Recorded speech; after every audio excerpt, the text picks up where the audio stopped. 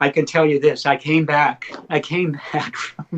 from that trip, and we were at the LAX. I'll never forget this. We were exhausted. It was a 14-hour, I don't know how long it was. We were exhausted. And as we were waiting for our luggage to come down onto the carousel, a book of poetry came flying down by Rilke. Rilke's poetry came down on the conveyor belt. And I can watch all the people looking at this book and then back to their luggage. And then there was the book and then the luggage. There was the book. There was the luggage. And I thought, oh my God, this was probably the first time most of them were actually forced to acknowledge literature. Well, you have I that wrote, poem. Do I you wrote a want to? poem. I'll read it Yeah. Do you want now to if read you that? like. Rilke, Okay. Rilke on the conveyor belt at LAX. Okay. Let me find it And I first. love this poem. It's been translated quite a bit. I think it's just because of the subject matter, but it's one I like.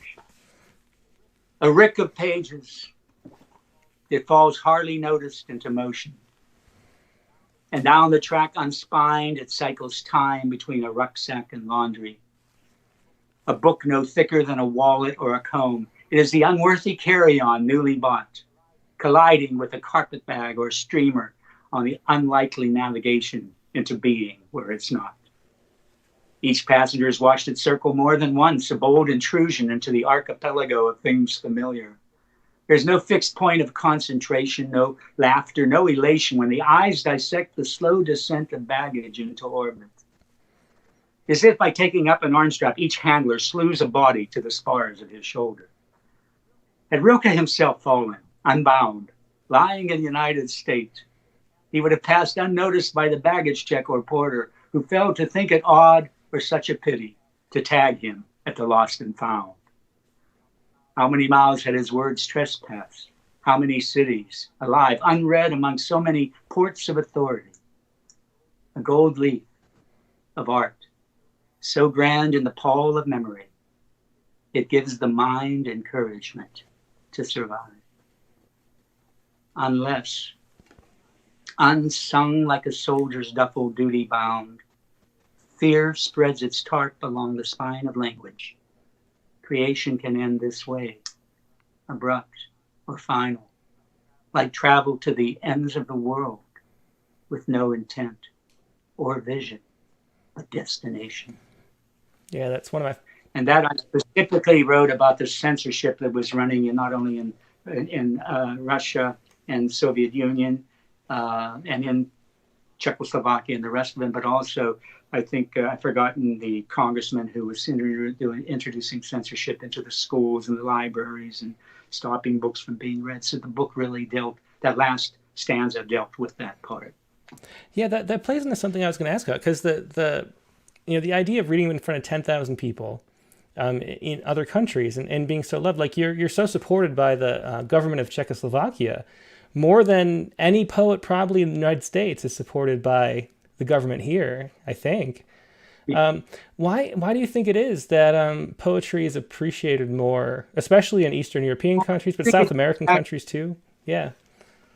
I think it just gets back to that word truth. It just starts there. They've been under so much subjugation, so many occupations, from the Nazis going even further back than that, and then into the communist era, that the idea of having truth in any way given to them.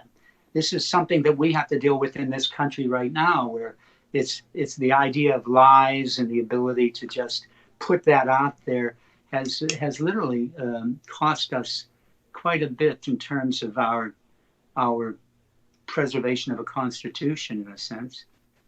But this is something that I've always had to discuss and talk about, even back when I was in Czechoslovakia. Mm-hmm. That the truth is one of the reasons those countries really paid attention to the poets and to the musicians and to their words and to the playwrights. You know, Havel was a playwright, and they were able, as writers, to hide the truth in metaphors and in different scenes. And some of the famous films were done in Czechoslovakia, like Loves of a Blonde or The Fireman's Ball. The communists approved it until someone later on said, "Do you know what this is really about? They're taking on your rulership here," you know. So at any rate, that's really why I think those countries care about it. And it's something that we have to be careful of, that we're not dumbing down our whole culture. And we have been for a while now.